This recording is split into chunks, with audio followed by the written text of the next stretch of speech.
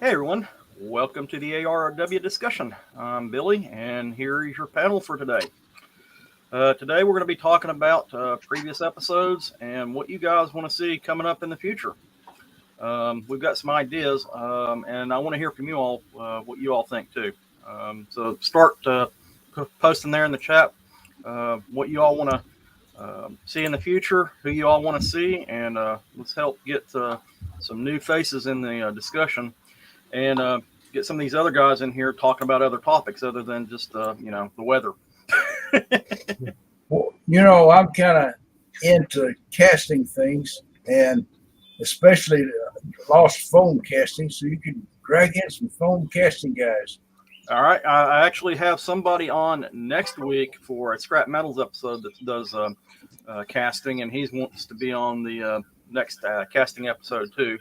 And Chirpy, who was on here just a second ago, his internet's having some issues, is big in doing casting as well. Here he comes. Let's get him back in here. He's going to hook me up with some people doing casting as well, so that's definitely on the list. All right. Hey, Harold. Harold, Hey. you ever watch Paul Hamler? Not sure. Hamler? I don't think so. Oh, you got to go there. He does lost castings. He Yeah. does like a Colt 45 gun Yeah. under the size of a penny, Wow. like that. It's just amazing. He does multiples of them. He's got a lot of neat videos, and it's just amazing what that man does. Huh. It's Paul Hamler. DJ was nice enough to throw up another couple topics on here that we may want to try to cover at some point. One he wants to talk about as a dad is STEM, or sometimes STEAM, depending on where you're coming from: science, technology, engineering, and math. Or if you put the A in there, it's you include arts in there as well. So STEM or STEAM. Small milling machine, watchmaking type machines. Actually, I've got one in the background back here. It's the Sykesel, a horizontal vertical mill over my shoulder right there. There's a little watchmakers and clockmakers machine. Maybe a show per different alloys, like maybe a whole episode on 4041 or something like that. Might be of interest to everyone. Let's see, working with scrap. I think that's next week's actually is scrap metal work and stuff. Some welding. We'll talk about maybe some MIG and TIG and some stick or arc welding. Heat treating different alloys, and of course we definitely need to talk about tapping because we just went over drilling last week. So we need to tap I can those. tell you how to break them. Yeah. Breaking taps is no fun. That may be part of the discussions, extracting those broken taps too. Yeah. See MKE here. Let me. You know what? I need to do this. I need to click on the things because I'm talking and I'll forget. He wants to talk about 3D printing in the shop. That one, that's a good topic, and that to me that goes along with prototyping and the casting route also. A lot of people like 3D printing their patterns now versus making them out of wood. It's a lot easier. Yep. So Haxby here is saying, how about feeds and speeds? Speeds and feeds, I should say. And you'll all have to excuse my clicking here. I am typing these in as they flash up on the screen. And I've got a loud keyboard from way back when. What do you all think? Well, why don't we start off with Harold in the history? Isn't that we're part about today's starting? Yep. Let's switch over to that and we'll talk. I'm going to bring Harold up. Since he started all this. Yeah, Harold. Well, I'm guilty, I guess. The reason I started all this is I thought it would be really good to have all of the people that have YouTube channels doing machine shop type work or even wood shop type work get together and talk about, what they do and why they do it, give each other ideas and such. And of course, long about episode 52, I got tired of every Friday coming up with nobody wanting to be on. And so I slid it off onto Billy. Yes, you did, sir. Yeah, I just went back and I found that very first episode. It took a little bit of digging to find it, and it was a crack up. It was a lot of trying to figure out how to put someone up on the screen and then how to get the microphone working. And Yeah. I watched some of that.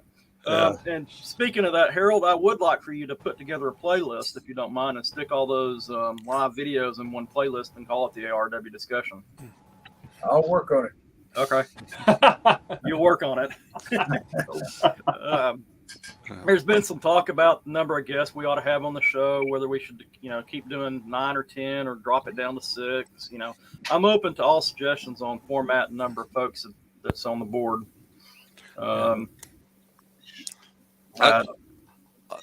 I really enjoyed when you did a regional group. The European group was very entertaining, and the Australian group, because you get a different insight of what they have to deal with and what it's like to get materials and machines and so forth. That was really good. Yeah, getting that Australian group together was kind of difficult.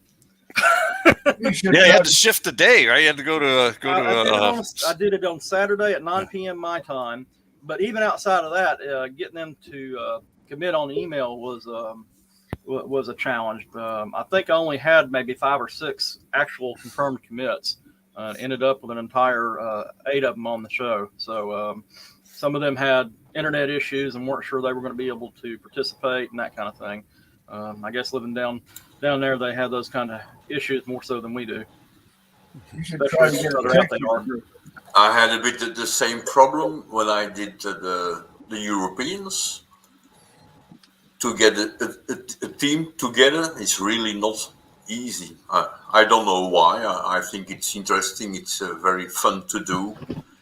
And then you send emails to tons of people, and then some of them are really happy that, hey, nice, I can participate. And most, in fact, doesn't even respond or negative. If it's negative, no time, okay, that's fair. But now, Mick, I got to say, nobody on here is a poser. We're all trying to learn from each other and share our knowledge and learn. That's why we do YouTube to learn from each other. Yep. Well, so far I've got about 49 people on a creators list that I've put together. That includes big names, little names, myself and Harold and everybody on the panel. And I'm continuing to add to the list. So if anybody has any creators they want to throw at me and add to my list, I'll add them on there. And I'll send out blast emails for specific topics to specific people, or if it's non-specific, I'll shoot out one to everybody just to see who wants to participate. Yeah. Go ahead. Let's see here. He's asking, where did Randy go? Actually, I think Randy's actually scheduled to be on next week's show. If I think, I thought I saw him on there. Randy. Yeah, I think he's supposed to be in there for scrap metal, but I'll confirm that. Yeah, I think he's been just really busy. Yeah. He's building a stump for his anvil. I figured, he was going to cut a square stump, set it in the floor, and screw the anvil on it. But no, he did a whole lot of stuff. Yeah, he went all out on that anvil. Oh yeah, I watched that one. That was pretty cool. He's not through yet either. If you zoom in on one of the last shots there real carefully, you can actually see his maker mark on it. I thought he accidentally made a mistake with one of his holes he was drilling, and I was watching it on the cell phone, and I zoomed in on it a little bit more. No, that's his laser engraved maker's mark. Yep. Yeah, he showed burning it in right at the very end. If you left early, you missed it. You know what? I may have snoozed that last 30 seconds. I saw it, and then I woke up watching something else. I don't know. That happens. If Randy Richard makes something, it always looks really nice. Yeah. I think we should have a show on projects people are doing.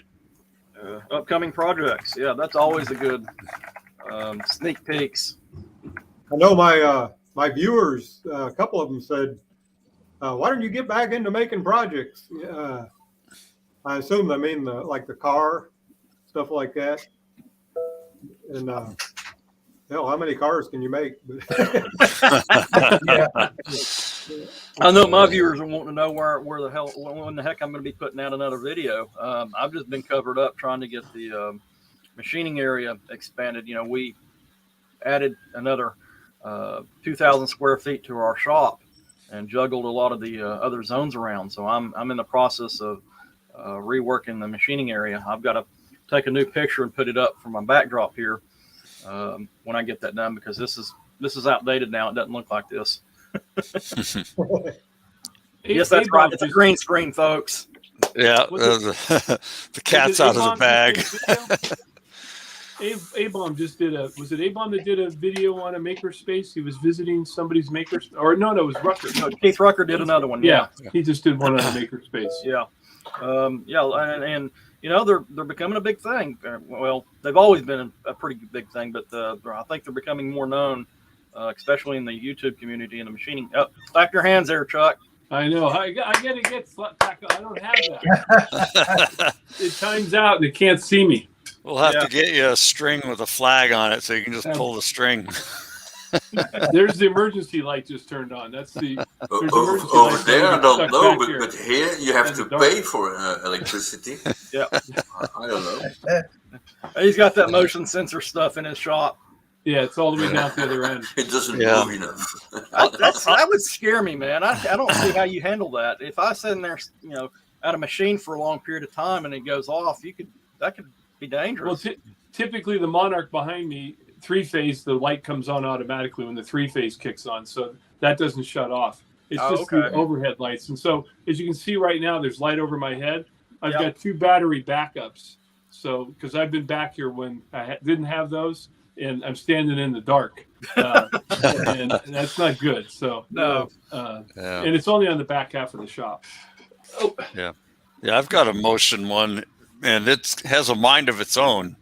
It's supposed to add up as you move around. It adds more time, right? So by the end of the day, it'll stay on for like 2 hours, but then sometimes it stays on all night. So That's my air compressor.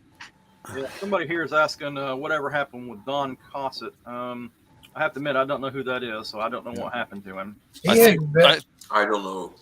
He hasn't been on for probably 4 years. Has he not? Yeah, I think Chuck knows Don. We'll wait till Chuck gets back. He can chime in. All the California guys know Don. Yeah. Well, I think Don is up. He's up in Oregon, I think. Not 100% sure. I think he is. I think he used to be a lumberjack or something, and he's always making something for the local sheriff. Yeah, and he had bought a huge lathe at one time. It was like a 14-foot bed. It was a monster. Yeah. He had a CNC Laguna machine. I think that's how you say it. And but he never got it going, I don't think. So JC Machine Shop Services, how about a show on getting started making YouTube videos? I think that's a really good one. Yeah, that might work out. That'd be a good thing, because a lot of people start off, stumbling along, and it takes them 6 months to a year to get a feel of it. I know I did. I had some really crummy videos. Yeah. They're not much better now, but I mean, they're a little slicker. Yeah. It takes a long time. Yeah, maybe just starting out, you might not know, what software to edit with, or what other people are using, and what cameras people use, microphones, things like that. Yeah, we've touched on that a little bit, I think.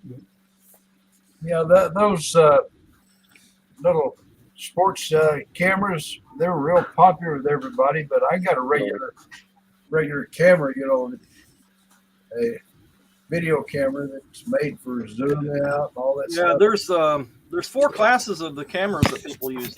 You got people that are using DSLRs.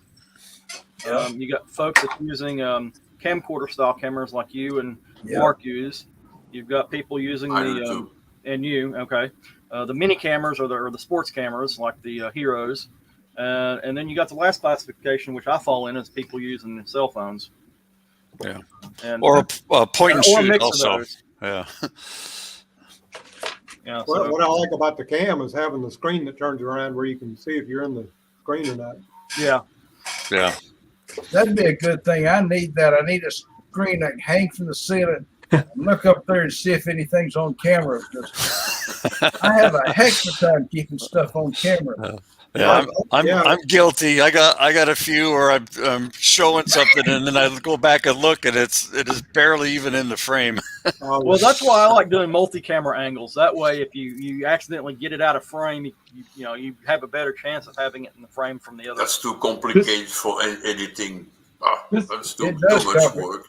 Yeah, I use only one camera. That's enough. That was the best thing. Best thing I added in my shop was that monitor mount. Oh, that's what's behind you there? That guy behind me? Yeah. It swivels. It swivels. It goes up and down. Where's the camera? It swivels, goes up and down. And I made these holsters for it to sit in. And I got one at every machine. Yeah. And so and on my welding bench. And so no more tripod. It's been the best thing ever. Oh yeah, I kick tripods every time I walk by. Me too. Yeah. Here's what you need, Harold. Yeah. Right now, I just use the big Noga. I use the big Noga. I believe it or not, I use microphone stands for my phones. Well, I got some of those little wireless microphones, and right at first they were better than sliced bread. But then I adjusted them a little bit, and then they were too dang loud. I had to put it down on my belt. Yeah, I've always had just terrible luck with audio on the cell phone. It just doesn't pick up audio very well for some reason. Everett's commenting on James's setup. Absolutely, he kind of goes all out like I do. Yeah, he probably has got the most expensive shop out of anybody I watch, even Keith Rucker. Yeah. Keith Rucker has quite a setup. He's got everything on a mobile base, and he can just roll it around to wherever he's filming. And he's got a big shop. Yeah, yeah, exactly, Chuck. Floor space. It's all manual machines, that he's picked up here and there. You go to James Klaus' shop, he's got CNC everything and manual everything, and he's even got a bending machine that's like $6,000 just for sheet metal bending. There was a company here locally that went out. They were called Local Motors, and they had one of those benders up on auction. And I had it for all about 10 seconds. I was in a bidding war. I bid 14, he bid 15, I went up to 16, and then at some point I had to cut losses because I didn't have enough money to get it. Good job. He got it for I think he got it for $1,600 or $1,700. That's not bad. No, it wasn't bad. Yeah, if I had that couple extra $100, I'd have thrown it at him. But he was in a bidding war with me, and I wasn't going to go any higher. Yeah, I missed out on a nice lathe that way, and it was the same thing, bidding war, and it was one of those auction sites where every time you bid, it extends the bid time. That's what this was. Yeah, yep. It just kept going and going and going, and finally I said, I didn't get to look at the machine ahead of time, so I go, I can't go any higher. I just let it go. Yeah. And then I saw it a couple of days later when I went to pick up something else I won, and I'm still kicking myself for missing that one. It's like a brand new lathe. Jeez. Yeah. The other guy may have kept on doing it, every time you bid too. Yeah, I mean, yeah. It just who's got the fatter wallet at that point. Yeah, exactly. Yep. Well, that maybe make a good show. Auctions. Yeah, I was bidding on some three-phase motors this past week. Had a 1.5 horse and a 2 horse. But when I'm bidding on three-phase, about $50 is the max I'm going to bid because you're going to have to spend $100, $150 to get a phase converter for them. One of those little boxes. Yep. So what you get it for on the bid. Is there a big problem in the States to have three-phase in the houses? Yeah, it is. Yeah, you have to use a phase converter or VFD. You're not going to get three-phase in your house. Ah. Yep. They just don't do it. I knew a guy over here there's three-phase everywhere, but every house normally is connected single-phase, but you can ask three-phase because the cable's all there. Yep. Well, Here. I know So around you pay once a little bit more to connect 3 wires instead of 2, and that's it. Huh. around Houston, I know used to you could ask for 3-phase, but your electricity costs more when you did. That's what I heard. Yeah, because I think you're doing commercial stuff. Yeah. Yeah. It's Yeah. ongoing. I know some people with fairly substantial machine shops, commercial machine shops, all kinds of 3-phase, and it's all converted. Yeah. It's too expensive to get hooked up. Everett doesn't want to share his honey holes. That's Keith Finner. Yeah. He runs his on a phase, you know. We get, Rotary. Yeah. we get Tom Lipton in on that auction episode. Share some of his techniques on getting that stuff off of eBay and auctions and such. Yeah. I would just like to have Chuck Skill at these flea markets. Wrong. You got to be a good seagull. Wrong. Yeah. It's hard to keep up with them. Let me tell you. Yeah. It'd be probably worth it to fly to California just to go to the flea market with him and flea market days. There's my big score yesterday, a plumb wrench for $1. Nice. Well, I want to hear back. I want to hear from some more of the viewers on ideas for episodes and who y'all want to see. Come on, guys, throw some more ideas out here. Hey, can I share something real quick here? Sure. I don't know how do I flip my camera? I don't know. Are Okay. you on your iPad? Yeah, let's see. Oh, I just shut it off. That didn't No, work. there should be a little thingy down there that. Oh, anyway, I just turn this around. So I put, after watching Lipton, he bought the 8-foot LEDs. Yeah. So I put in 2 strips, 8-foot. I bought actually for $240. I bought 12 8-footers LEDs, Wow. 5,000K. But my ceiling in the shop is only 7.5 foot tall, and I put them up, and flat out just blinded me. This was the trick, just painting over the lenses Oh. with this, and it softens it. Oh, they weren't frosted? Yes, they're not frosted. I mean, Oh, yeah, that is to bright. stand in here is just the intensity of the eyes was just Oh, impossible to even deal with. But this worked great. Just paint over the plastic lens and solved it. See, James Perkins here has suggested Ladies of Machining episode. I have to admit, I only know of 2. Yeah. Emma and Quinn. Yeah. Do you all know of anybody else out there that's a lady machinist? There was.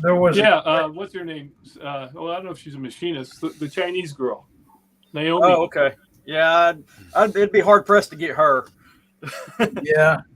There was one gal on here that called her channel Waffen Schmeiden X, and she was building pistols and stuff. She was building a Sig Sauer, and I guess they made her stop. But she had a really nice machine shop. She was good at it. Yeah, I watched her series. It was very good. She liked that heavy metal music, though. I didn't like that. There's not But nothing Billy, wrong you with could- Billy, you could heavy metal probably- music. Yeah. And Okay. Billy, you could probably check with Emma or Quinn. I'm sure they know other female machinists that could be on. Now, he just said ladies and makers too. That would be a little more. research must be possible. And he's now Maybe suggesting ladies not, and not makers. to have a complete team on screen, but must be possible. Yeah. Let's all look around for female machine and makers. That's about like hunting hens. All the people in the You chat guys- will help us look around too. Hey, Aren't you?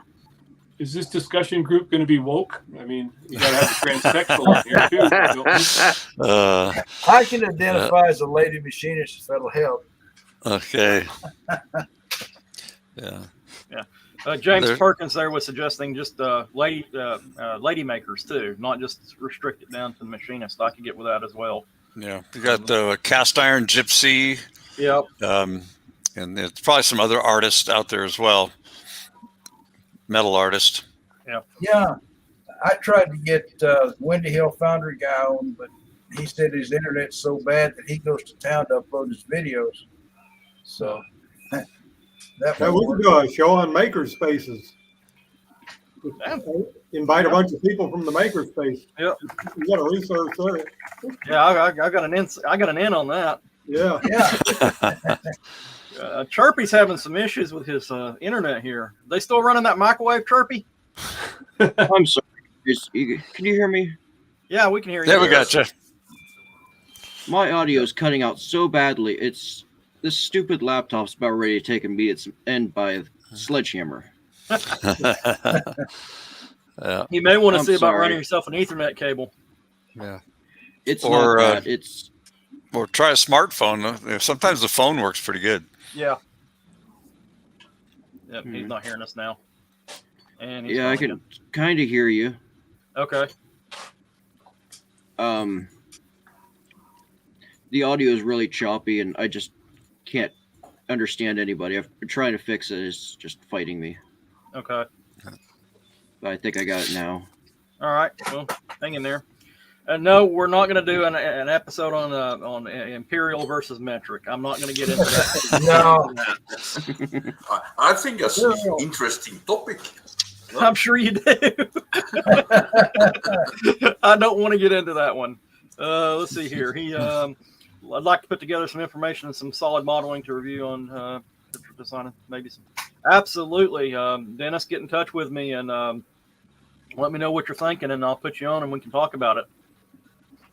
Yeah, that'd be a good one. Yeah, I could absolutely love to know some of that information.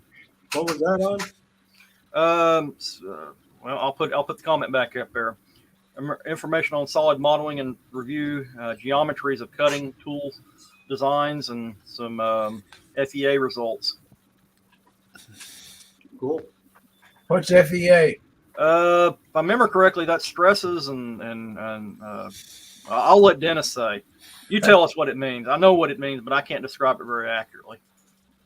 So those cool little models that you see with the different colors showing you the stresses and stuff, I believe is what it is. I don't know how to do it. I don't know a thing about it. Nothing. So Aaron with Aaron's Engineering has been doing some one-on-ones. How do y'all feel about doing one-on-ones also?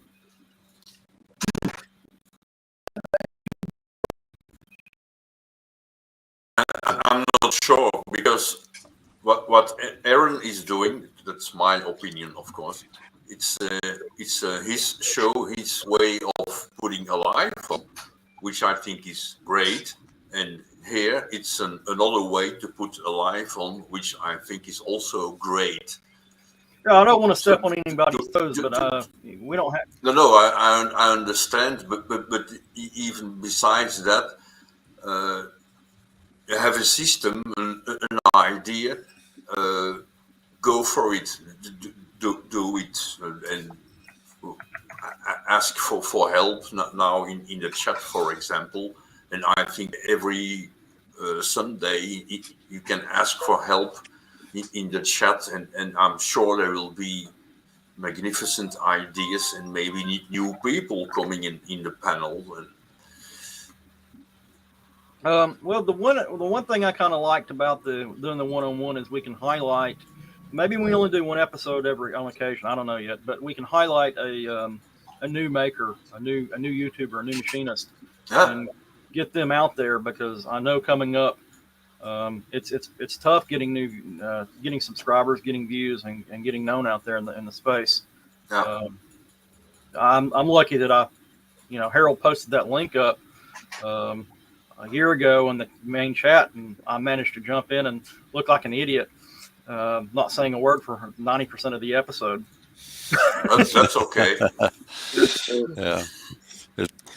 It takes a while to get comfortable. A little bit the stress part, I think, knowing that you're live and that the whole world can see you, and you cannot say I'm gonna do it again because it's live.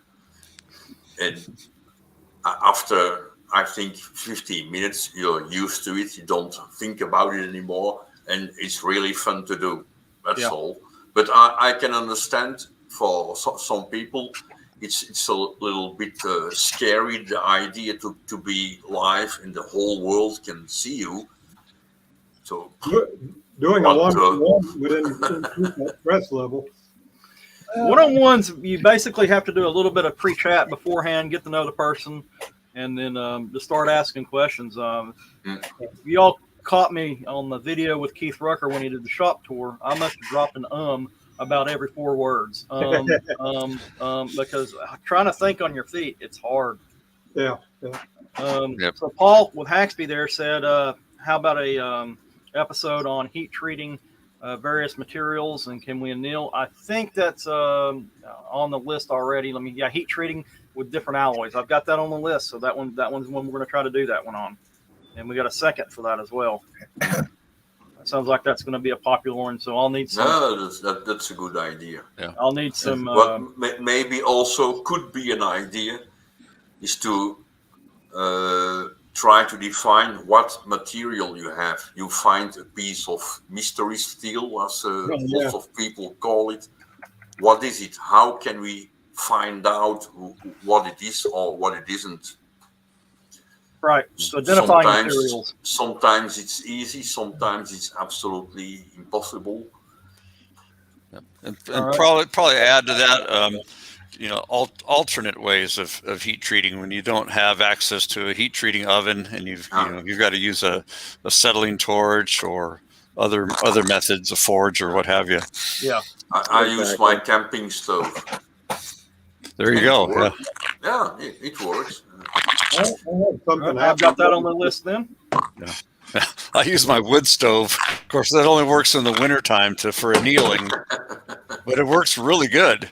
Yeah, of course. Yeah. Why not? Yeah. I use those little toaster ovens for annealing when I'm doing small stuff. For bigger parts, I use my coal fire outside. And I don't like to do it in winter because working outside during bad weather, no, that's not fun. I do it for my day job, so for my hobby, I don't want to. But when the weather is nice, it's really fun to play with the coal fire. Like a few videos ago, I melted some aluminium in the coal fire. That was fun to do. Yeah, that would be nice to have an X-ray spectrometer there, Dennis. I don't think any of us are going to have one of those. Just send your samples to Dennis. Yeah, here, tell me what this is. Oh, y'all crack me up. I had a piece of, it was supposed to be carbide, and it's not magnetic. It's 3/16 square, about that long.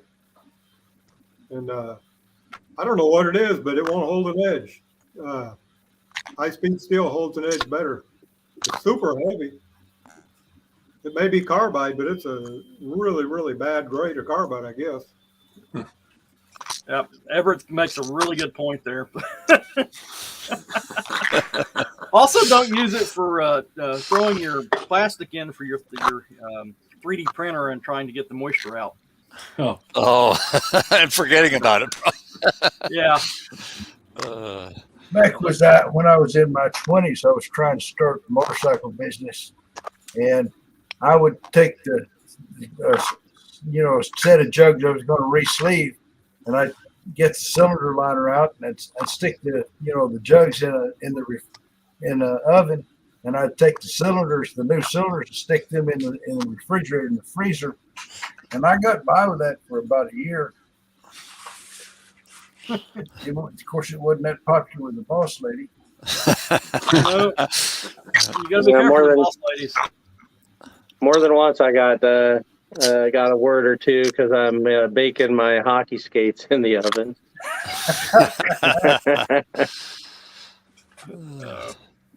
I hope they smell better than tennis shoes. Yeah. Yeah. Let's see here. I've used the oven quite a bit in the freezer for fitting parts. Yeah, I've used my gas barbecue outside. That would work. That would work. That some bitch gets hot. This weekend I poured some lead. It will be in an upcoming video. And because of bad weather, I did that inside on my little camping stove, which is a gasoline stove. It works really well. But of course, inside you have this smell because the lead was full of corrosion and other things inside the lead that start floating on the surface, and then you have to spoon it off, and all these fumes coming out. And, What's the melting temperature of lead? In Celsius is 327, I think. In Fahrenheit is something else. In Fahrenheit, the vapor temperature is about 1300. So I don't think it gives off any lead vapors until you get it way too hot. That's good. From the moment it's hot, it starts to make vapors. Of course, the hotter it gets, the more it makes vapors. Yeah. But it's especially, it's not really the lead the problem, but the impurities that's in it. Right. Yeah. I melted a few years ago a piece of pipe because the old plumbing systems were in lead pipe, and it was a really old piece of pipe, and there was some piece of roofing on the outside, and inside I don't even want to know what was in it, but luckily I did it outside because the smoke that comes off. But from the moment your lead is how you say, melted, it's liquid, and you spoon it off, it's like mercury. It's clean. It's hot, of course. So be careful. Well, it's fun to do. Make a lead hammer. You can make wooden molds. It works really fine. But don't heat the lead too much, otherwise you burn the wood. Ask me how I know. Yeah. Back when I was casting my own bullets, I would set up a box fan to draw the air from behind me, across the lead. And, you put a little bit of paraffin in there as a flux. And one day I dropped the paraffin in. I thought, oh, no, that's going to flare up. And whoo, there that flame went through the plastic box fan, turned it black as soot. And I thought, yeah, I'm going to get in trouble with the boss lady now. I had to paint it before I took it back in. That's cool. Let's see. What else we got in the comments there? I was looking to see if somebody was talking about, to make sure to tell Chuck I missed him. Dennis there. There you go, Chuck. There you go. Fireball Tools, one of those guys that can have no limit projects. Yeah. Mark, Dennis is saying it's probably large grain tungsten or high cobalt content. Ah, thank you. All right. Let's see. They're kind of not a lot coming in at the moment. Somebody mentioned Fireball Tools. I'd like to have them on. Somebody can reach out and give me an in with them. I was watching one last night, and I forget who it was. It might have been. It was either Mick's workshop or name is escaping me. But anyways, he was making scraping tools, and for his carbide, he actually got carbide floor scrapers from the big box hardware store. Oh. And apparently that's real cheap. You can buy a cardboard or a carbide blade for like $6 or $7, and you can break them into smaller pieces and use it for your scrapers. That's a good topic. A cardboard blade. Yeah. Oh,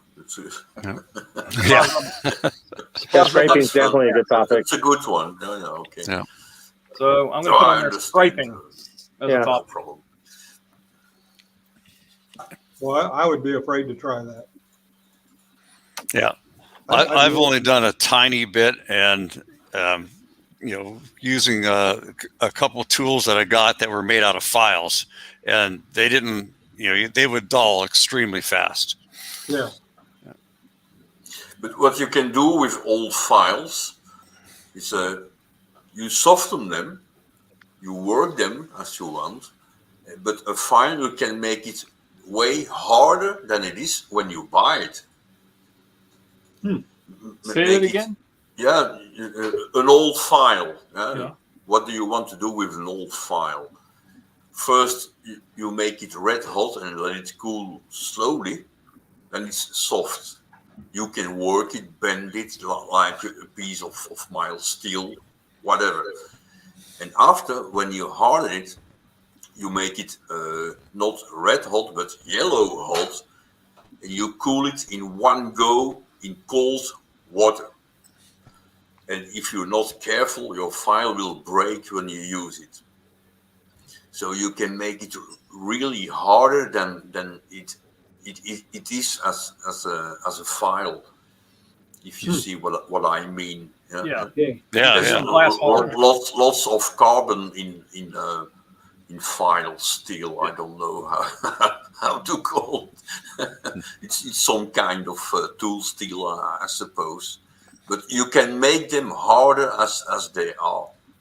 It's possible. Huh. Yeah. Well, before we get too much further in here, I do want to say a couple things. First off, I want to thank Harold for getting this ARW discussion Me too. live feed going for everybody. It's been really fun. I've been on quite a few of these episodes, these 52 episodes that you've had over the past. It's been a little longer than a year, but total of 52 episodes. So I want to thank you, and I want the viewers to know that he's done a good service for everybody involved. We're going to try to keep it on, as he likes to say. Yeah. Next thing I want to say is don't forget I have made a Facebook group, the ARW Discussion Cafe, where the viewers and other content creators can get on there and throw ideas at us and ask questions and that kind of thing. And that's open to anybody who wants to join in. I know that YouTube's a big or Facebook's a big to do with certain people. I get that. I'm sorry, but it is a useful tool for a lot of people, and I'm going to make use of anything I can. So no politics in. Just if you want to join, you can. Can you post the Facebook link in the description after? I think I can't. I'll have to post it in the next episode. I can't edit the description after we've gone live because we're still streaming to Harold's channel. But one of these days. I'll put it in there. You can just go search for it, the ARW discussion, and it should pop up. Okay. Yeah. I've got another suggestion, and it's something that I need to look into is DRO. Okay. All right. So I don't have DRO on any of my machines. I want to go there, but I'm going to have to go with the import route. Just being a hobbyist home shop guy, I can't lay down $1,500 for a Mitutoyo or a DRO Pro or what have you. So I think that would be a good topic. Pros and cons of the ones that you see on eBay and the big river company. So I think a good idea. And you got the Touch DRO to talk to Mark Pressling to Preso. Yeah, Mark Pressling he presented the Touch DRO with a tablet. Yeah, and Matty's workshop, he installed one, and I think he's really happy with the results. If you're in the US, maybe a thing to go and have a look. Now, of course, I have no idea about prices, but if you know, let me know because I'm a little bit interested too. The one that's pictured right there is a import brand. But it's, right there. Okay. It's from a company called T-Pack Tools, and I can give you some information on it. It's a 4-axis. I think I picked that entire kit up for $500 or $600, scales and everything, and it's a 4-axis. What I do like about it is the DRO itself is made out of a cast aluminum. It's not plastic. The manual's decent Chinglish. I'm serious. I mean, I can actually understand 90% of the content, so it's got a manual that comes with it, and I got it in PDF version as well. And they've got different kits with different lengths. All the stuff is 5 micron, no 1 micron scales, but for a mill, that's all you really need. The 2 Auto brand has a good manual. I know I installed one of those on the old Grizzly. And some I paid $28 for each axis, and I'm tickled to death with them. I did have to replace one because it was not very coolant proof, but and the battery life was not so good. But other than that, if you remember to turn them off, the batteries last forever. Yeah. But if you leave them on, you'll be replaced in about 6 months. My concern with the Touch DRO is that they're using those Android tablets, if I'm not mistaken. Is that correct? It's an app. I don't know if you can use iPhone or not. I'm not sure. I'm pretty sure it's strictly Android, because that would. I've had some good Android tablets and some crappy ones, and those things can go south on you on occasion. Well, you can use your Android phone too. So can you? Yeah, any Android. Then. Yeah. But you could. I mean, speaking of the touch, I mean, it's the guy. It's Yari or something like that. I think is the guy that. He had like a Google Plus back when they had Google Plus trying to go against Facebook. He had a user group for that and was pretty active and stuff. So he might even be willing to be on the program, promote us, talk about the Touch DRO. Yeah. Apparently, people are having trouble receiving our live stream. No, that was Chirpy. He was having Chirpy. That was Chirpy. He was having a trouble. Yeah. Got you. I think he's still on dial-up. The microwave upstairs running more. He's probably too far from his router. That is one thing that I've had issues with. Some of these creators coming on, they have internet, but it's not a robust connection, or they get on the live stream and they don't realize just how bad their internet is. Yeah, it works for their uploading their content, but live stream you have to have decent bandwidth. Yeah, you really do. And it's best if you're hardwired in versus wireless, because wireless is a half duplex signal, which means you're transmitting and then you're receiving, transmitting and then receiving. And since we're in a video conference, we're doing both at the same time, so it can be taxing on wireless unless you have a real high end setup. So have you had any trouble with seeing me or communicating? No, you're good. Okay, it's wireless. I just wondered. Yeah, I'm wireless. I'm wireless. Yeah, it just depends on the. I have a wire. Yeah. A yellow one. Yellow one. I think the blue ones work a little better. Oh. I don't know a thing about it. Now, for the moment, my kids are here, and the 3 of us now are on the internet, and it works. So I think it's a good connection, and better than Chirpy's. Yeah, he's Chirpy saying that he's in the same place he was last time, and the connection was even wired. So it's something with his ISP probably. It happens. You get people in your neighborhood doing stuff. It can be all kinds of stuff. So that touch DRO, what do you use for a sender? If I'm not mistaken, they can use the eye gauging, or they can use glass scales or magnetic scales. It just depends on which interface kit you get. And it talks to the tablet USB or Bluetooth. I don't remember. I believe it's Bluetooth. Bluetooth? Okay. And then you just load the app on it. Yeah. That's kind of cool. You could have a big touch screen, and conceivably you could do some interesting stuff with it, I'd say. We should have right now Mick's workshop here on the chat, because I seen in the chat he's installing Touch Zero right now. Yeah. Huh. That's interesting. Yeah. Yeah. He says it's Bluetooth. I'd like to get in touch with the guy who makes it for the software side, because I'd like to. I don't know if the app is free or not, but be nice to have an open source DRO out there that we could use instead of using the Chinese crap. We could, open it up a little bit to open hardware, open software.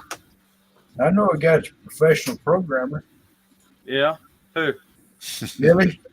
Yeah, I don't do Android apps. I do programming, but not to say that I couldn't tinker around with it. Could do something with it, maybe. It's free. Okay, so it is free. Well, no, free is not the same as open source, Mick. There is a distinct difference. Free is in beer, and then open source meaning we can do something. I can take it, modify it, and then put it back out there and use it. Free's still good though. Free's good, but That's a good start. Yeah. That's in my price range for sure. okay. So I'll tell you what, I'd like to find a good CAD program. And by good, I mean affordable and user-friendly. Well, you can get Confusion 360 for free as a hobbyist. Yeah, if I can understand it. Well, Yeah. yeah, me too. That darn Chuck, he didn't have it. And It's not that hard. Got ahead of me, Yeah. way miles ahead. It's like anything. It's seat time, and I don't spend much seat time in it. But when I do, it's like the thing I did like this the other day. This little box, Randy Richard or Clow. I mean, 15 minutes and the printer would be buzzing. I had a couple hours in that son of a gun just because I had to keep going backwards and backwards and backwards to fix it. But Fusion's not bad. Draft Site is another one that's free. I'm going to have to post the link as you, Harold, because it's not going to take the link on my chat. So I'm going to post it here and see what it does. Yeah. The other one I've never tried it is Tinkercad. I guess a lot of guys like that. But yeah, that was horrible. Okay. Harold, Well, don't listen to me then. My granddaughter opened that thing up and just manipulated it like crazy, and I was looking like she's 12 years old, and I was going, That's "Yep, we'll Tinkercad. figure it out." Yeah. I made the whole alphabet. There's another piece of software out there called OpenSCAD, and it works a bit different than your traditional CAD program. You program it kind of like, I want a box. You say box, and you give it the dimensions of the box and the location of it, and you translate it, and you just you write it out that way, so you're not dragging lines and stuff. And I use it quite a bit. I've made a couple 3D printable hinges and that kind of thing with it. Mark, do you want to go 2D or 3D? 3D. I'm using SketchUp right now, but the pricing in SketchUp's out the roof now. Yeah. Oh, Yeah, Fusion's not too bad. I started to learn it, and then I got busy and put it off to the side. I need to pick it up again, but it wasn't that hard. I would think if you can draw in SketchUp and you understand the 3D, that was the hardest thing. I could never go from 2D to 3D. I couldn't figure out that third plane. But if you can understand that, I would think you'd walk right through Fusion. And that could be. I need to try it. Yeah. All right, everybody. There's the link for the Facebook group. I had to post this, Harold, because you can't post links as viewers. DJ is Fusion.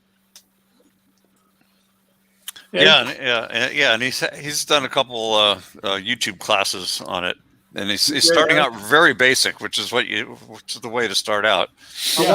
I watched one where he was teaching people how to use it, and he was really good at it. Yeah, real good teacher. Real quick, we were talking about scraping there for a minute. Does anybody have a Biax scraper? Keith Rucker's got a few. Yeah, he got one. The other day, again, this is the Laney College guy. And hold on 1 second. I'm going to try to find out more information. Oh yeah, he made one out of we called it the Chinks power scraper. I think he got it from Harbor Freight. Yeah, it's what is it, a die filer or a or a sawzall? No, it's got to be a sawzall. Okay. upside down. He's holding it upside down there. Yeah, yeah. I'm going to try to find out more information about that, though. Yeah. Isn't that what that Cal Lim or whatever his name is from Vietnam? He did something like that too, where he made his own. That guy can do anything. My God. Yeah. One of the members at the space took a Sawzall and did the same thing. That the only issue you've got with it is in order to change the stroke, you have to disassemble it and adjust the stroke. Yeah, this one was variable speed also. Yeah, his is variable Sawzall. speed, but you have to take it apart to adjust the length of the stroke in it. I don't know anything about scraping. That may or may not be important. Al, I'll get to you as soon as the show over, sir. I don't want to flip over to Facebook at the moment. I'll get you taken care of though. See how much There's a guy, Adam. I think it's what's that? So we only got about 5 minutes left. There's a guy, Adam. I think it's Adam. He has a college or up in the Bay Area somewhere. That's him. That was his Yeah, photo. I was gonna say, yeah, he had it at Bar Z, like the drawings and stuff. Oh, he did. Yeah. Well, somebody send me his contact information. I'll get him on the show. I'll send it to you. All right. Absolutely. Right. That was the same guy that I showed about grinding the high speed steel. Same Okay. guy. Same guy. Yeah, you were talking about that before the show, though, weren't you? Right. That was before the show. Okay, so they don't know what you're talking about. Yeah. Yeah, he was talking about a guy that was showing videos and tutorials on how to grind high-speed steel, and you thought it was really good.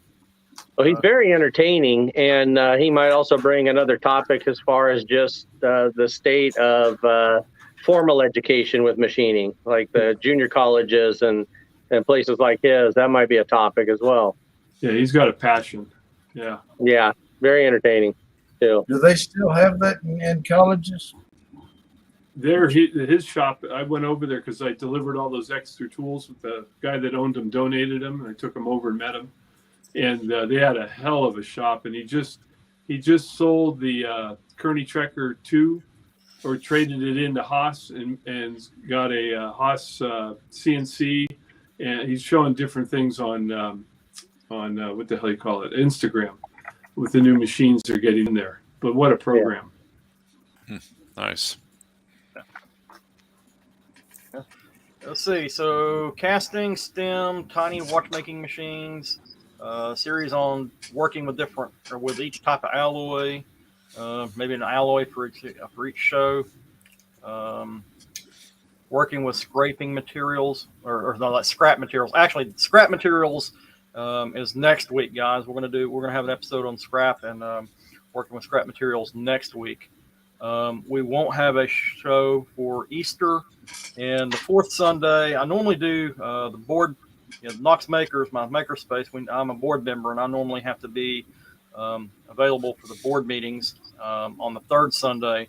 But since that was Easter, we had to push that to the fourth. So there probably won't be a show on the 24th either. I may see if I can do it on a Saturday. We'll just see. Maybe Harold will pick it up and do a show for us. Be a guest host again. What do you think, Harold? I'll think about it. You think about it, all right. Good Let's see answer. here. Welding for MIG, TIG, and ARC, maybe 3 different episodes. Heat treating, tapping, 3D printing, speed and feeds, upcoming projects and sneak peeks.